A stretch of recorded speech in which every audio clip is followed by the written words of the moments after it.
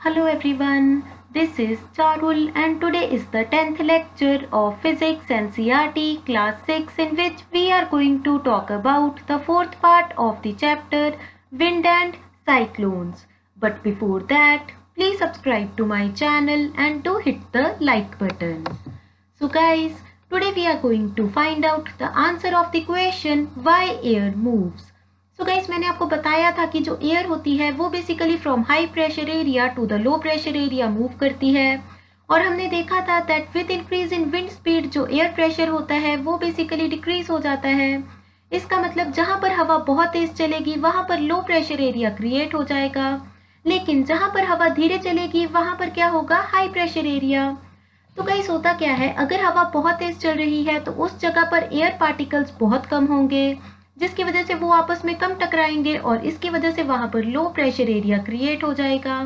लेकिन अगर कहीं पर हवा बहुत स्लो चल रही है तो वहां पर बहुत ज्यादा एयर पार्टिकल्स होंगे जिसकी वजह से वो ज्यादा आपस में टकराएंगे और इसकी वजह से हाई प्रेशर एरिया क्रिएट हो जाएगा। सो गाइस ऑब्वियस है, किसी को भी हाई प्रेशर एरिया में रहना पसंद नहीं होता, किसी को भी क्राउडेड एरिया में रहना पसंद नहीं होता।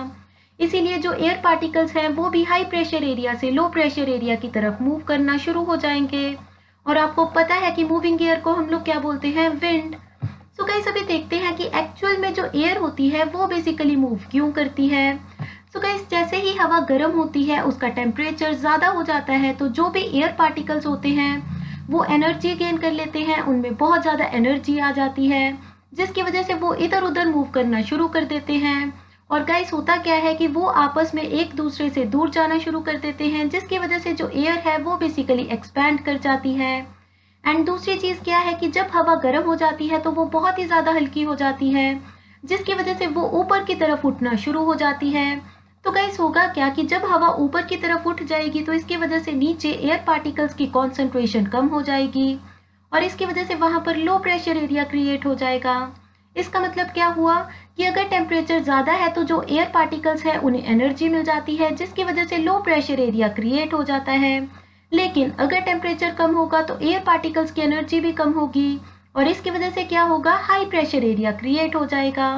तो हमने देखा कि हाई प्रेशर एरिया दो चीज़ों से क्रिएट हो सकता है, एक तो अगर हवा बहुत धीरे चल रही है और दूसरी चीज़ हो सकती है कि जो टेम्परेचर है वो बहुत ही ज़्यादा कम है। लेकिन अगर हमें लो प्रेशर एरिया क्रिएट करना है तो हमें टेम्परेचर को इंक्रीज करना पड़ेगा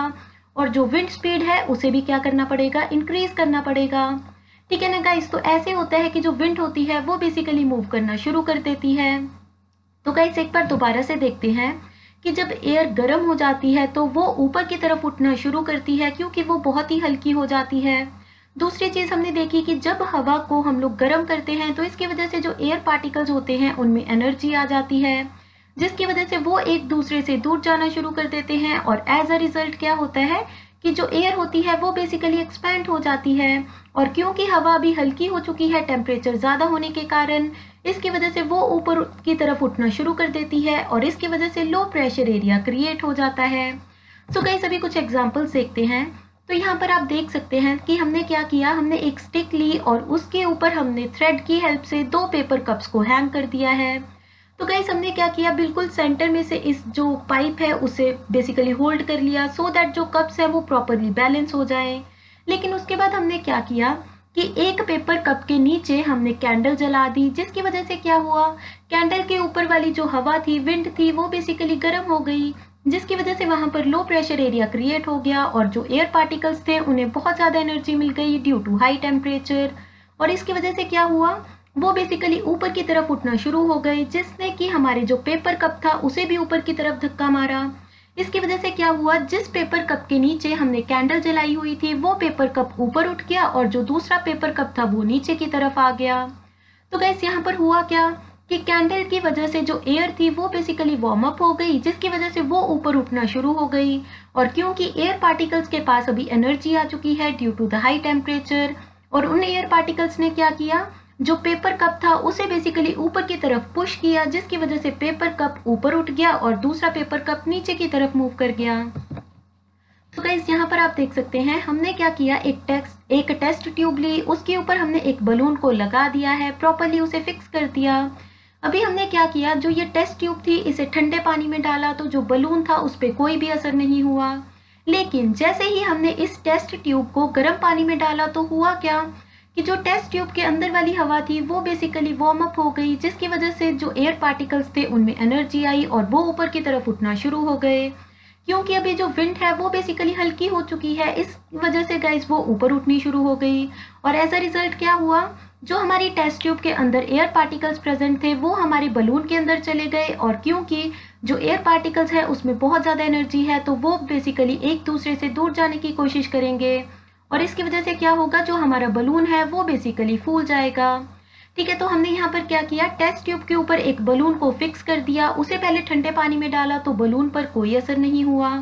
लेकिन जैसे ही हमने उसे गर्म पानी में डाला तो जो टेस्ट ट्यूब के अंदर एयर पार्टिकल्स थे उन्होंने एनर्जी गेन की, जो एयर थी वो लाइट इन वेट हो गई, जिसकी वजह से वो ऊपर की तरफ उठनी शुरू हुई और एयर पार्टिकल्स एक दूसरे से दूर जा रहे थे, जिसकी वजह से जो हमारा बलून था वो बेसिकली फूलना शुरू हो गया।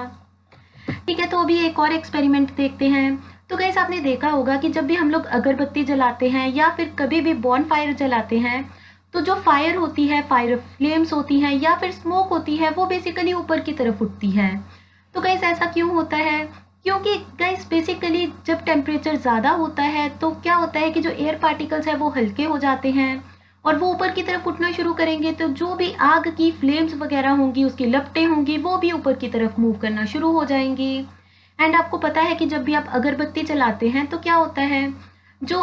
उसका स्मोक होता है, उसका धुआं होता है, वो ऊपर की तरफ मूव करना शुरू करता है, क्योंकि धुआं बेसिकली होता क्या है, वार्म एयर होती है। और आपको पता है कि जो वार्म एयर होती है वो हल्की होती है, जिसकी वजह से जो मोशन ऑफ द विंड है वो बेसिकली इन दी अपवर्ड डायरेक्शन हो जाता है। एंड गाइस आपको याद रखना है कि जैसे जैसे हाइट इंक्रीज होती चली जाती है वैसे वैसे टेम्परेचर डिक्रीज हो जाता है। इसीलिए जो भी हिली एरियाज होते हैं, कुल्लू मनाली शिमला, वहाँ पर टेम्परेचर कम होता है। और गाइस नीचे तो अभी टेम्परेचर जो है वो ज़्यादा हो चुका है, जिसकी वजह से हवा ऊपर की तरफ उठना शुरू हो जाएगी, लेकिन ऊपर जाकर जो हवा है वो ठंडी हो जाएगी, जिसकी वजह से क्या होगा, ऊपर हाई प्रेशर एरिया क्रिएट हो जाएगा और जो विंड है वो बेसिकली दोबारा से नीचे की तरफ आना शुरू हो जाएगी। क्योंकि आपको पता है कि जो एयर होती है वो हमेशा high pressure area to the low pressure area move करती है।